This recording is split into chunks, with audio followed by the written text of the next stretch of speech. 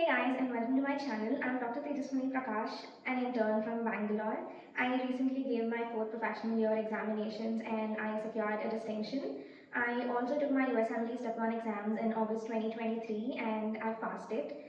In this video, I'll be discussing my timeline and how I managed to complete my syllabus despite preparing for another exam for almost half the year. I would like to add a disclaimer here. This is not meant for somebody whose basics are not very clear, because I think it's important to have a good base to start on. Medicine is going to be easy when you know your path, pharma and physiology. Similarly, surgery is going to be a little easier when you know anatomy. Since my basics were clear, it took me lesser time than it would normally for me to start from scratch. Somebody who's starting out fresh, have a lot of time in hand, I would advise you start with building your basics and make it stronger and build upon it gradually. If you're somebody whose concepts are clear and you're looking to finish your exams in a short period of time, please keep on watching. We can divide this video into two parts. One, the strategy, and two, the resources I used. So beginning with the strategy, our final year started in April after our electives, and I was posted in OBG for about a month. So during this period, I was going through Marrow for OBG. I used them for both obstetrics and gynecology, and I think Dr. Sakshi ma'am is an excellent teacher. All the concepts were so clear. So what I would do is, if we have a case, we mostly end up seeing lots of obs cases compared to gynecology cases. And also even in the practicals, I think obs carries more marks. We had it for long cases which carried 80 marks. We would see a case, take the history, do the examination. I would go back home, read about it, and next day when the case was being discussed, it helped me answer the questions better, and I could also grasp what the professor was talking about. This way, I think I covered most of obstetrics videos during the postings itself. Gynecology, I couldn't really complete it because I was preparing for USMLE simultaneously and we didn't have a lot of time or cases that we saw in the department. My next posting was in pediatrics, again for a period of 1 month. In pediatrics, I think it is very important to know the first 9 chapters in depth, because that is the basic pediatrics which you're expected to know. And I think once you're done with the first 9 chapters, rest of it is a cakewalk because you can just apply your knowledge from medicine. The first 9 chapters deal with immunization, then you have like growth, milestones, diet, infections. Infections is common in both pediatrics and medicine. What I did here was I had watched Sketchy Micro in second year and also for my step 1. I kind of knew like the main signs and symptoms. I only read these triads or any clinical findings and like all the investigations, like the specific things, and I went through the management flow charts, because I think that is what is asked in the university exams also in final year. Like they give you one disease, they ask for its clinical features and management rather than etiology, pathophysiology, unless it's a 10 marker. So for most of them I did this, and if it's a 10 marker like a fever of unknown origin, then you will have to know them in detail. So I went through those. My next posting was medicine. I couldn't do much during this posting because I was preparing for my step 1 and I was 2 weeks away from it, so I couldn't really give a lot of time to medicine per se. But I would go to the postings every day, I would see what's being done, how to examine, and I would pay attention during the discussions. The next posting was surgery. Surgery was one department where I learned a lot. I had no, and step 1 doesn't cover a lot of surgery, so this was that one subject I ended up reading in depth right from the beginning. I was posted in a department where the professor used to like discuss cases every day, like the most important cases that we have to know. He used to discuss it with us every single day, and he used to like draw diagrams on the board and explain even the theory part. He would ask a lot of questions. It's always nice to answer questions and get those brownie points from the professors. So I would go back home, read about them. Marrow videos. Okay, we'll go to the resources part of it later, but I think Dr. Rohan definitely deserves a mention because his videos are just amazing, and I remember surgery only because of him and my professor in Unit 3 surgery. Coming to the second part, that is the resources I used. Starting with pediatrics, because there are not many resources I used for it, I stuck with Marrow for pediatrics. Videos are based on OP Guide, so you don't have to annotate a lot of extra stuff in it. And overall, I think it was good. The videos are like short, crisp, understandable, and you watch them once, you kind of remember most of it. So that's with pediatrics. Moving on to OBG. OBG is one subject where I relied on videos more than the textbook because I loved watching her videos. I used Mano again. Dr. Sakshi ma'am is excellent and I loved watching her videos. I understand they are longer than most other subjects, but it's definitely worth investing your time in because once you understand the concepts, you can always build upon it. And the factual stuff is only based on the repetition that we remember. There's nothing much to teach there, you just learn it and you remember it. And for the textbooks, I used Shaw for gynecology and Datta for obstetrics. Shaw is a good book. It's colorful, looks like the ENT Dingra. But I think there are like a few things which are not enough to write in prof exams, like the surgeries. There weren't like in detail explanation, like surgeries are given for 5 marks and there wasn't enough info. This is my personal opinion, so I had to like refer to Datta Gyne. If you're planning to buy, maybe you should like give it both a read and then choose what's best for you. The next subject is surgery. This is one subject I didn't really like in the beginning, maybe because I've always been a medicine person. But after one whole year of studying surgery and seeing patients in the ward, I can say surgery has grown on me and it'll definitely be in like my favorite subjects. I may not take surgery, but it will always be a subject I like.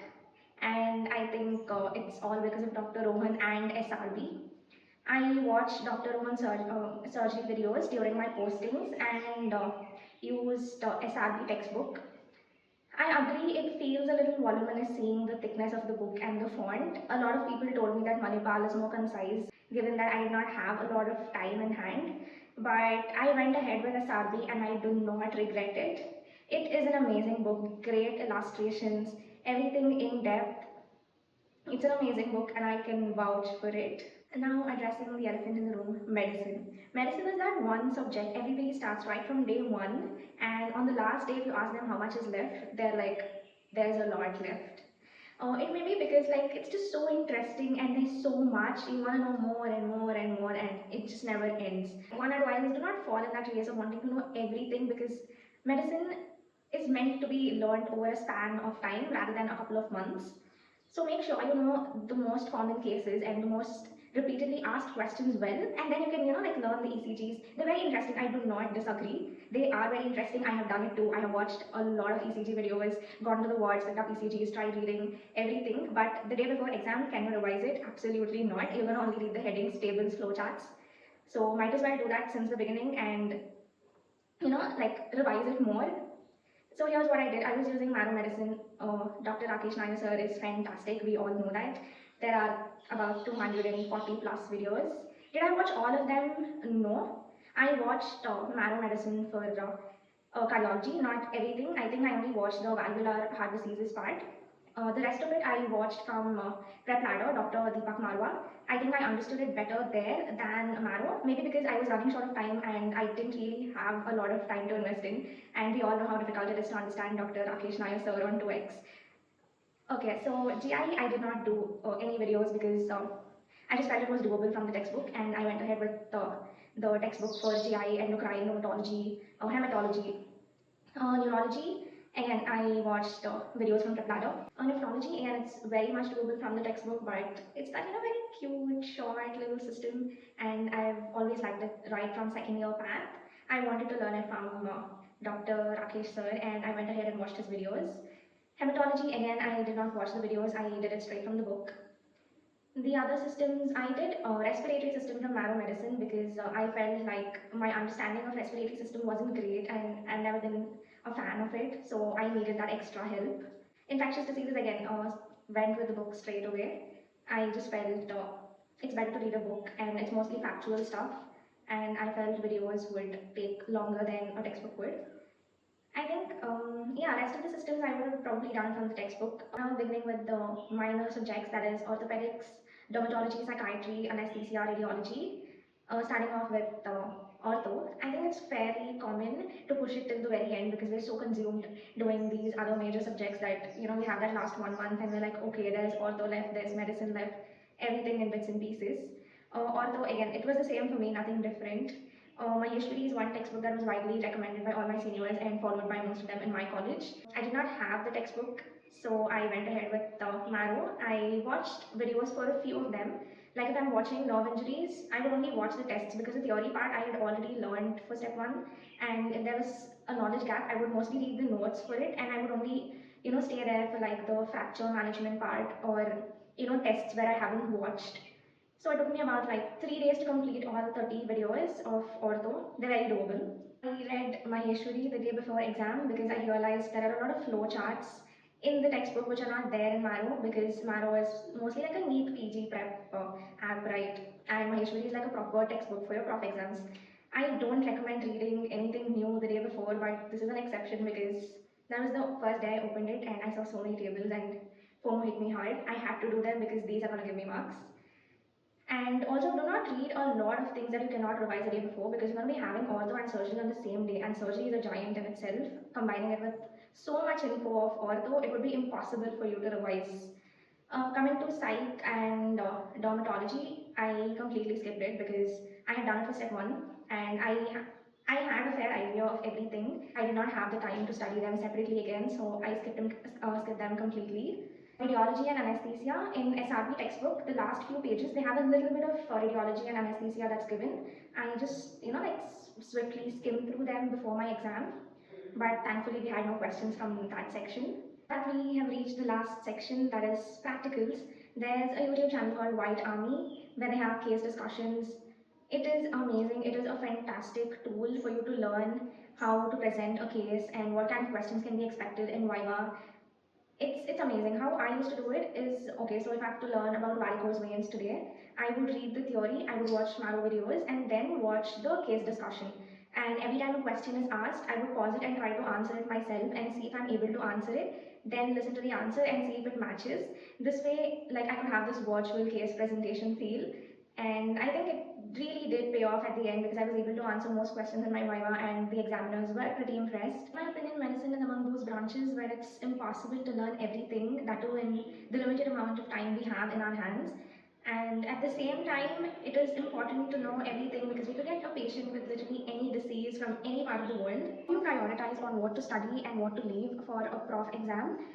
This is where previous year questions come in handy. In my university, we have a book called Companion. It gives you a list of repeated questions and the number of times it's been repeated. And you also have other questions which have been asked in like deemed universities, or maybe like some important questions which haven't appeared in the prof exams yet. It's called RS and non-RS questions. I would do both of them just to make sure I don't miss out on something that's must know. And also, like, we can have like 3 tiers, like good to know, nice to know, and must know topics. When you're studying for a professional exam, it is important to know all the must know topics because these are the questions that are going to make you pass. And the good to know and nice to know ones are like bonus marks to get a distinction. With that, we've reached the end of today's video. It is okay if you're late. Just make sure you're consistent, you do the must know topics, and whatever you're presenting, present it well. Because when it comes to theory exams, presentation is everything. If you want me to make another video on how to present your answers in theory paper, let me know in the comment section below. Until then, keep studying, stay happy, stay healthy. See you all again with another video.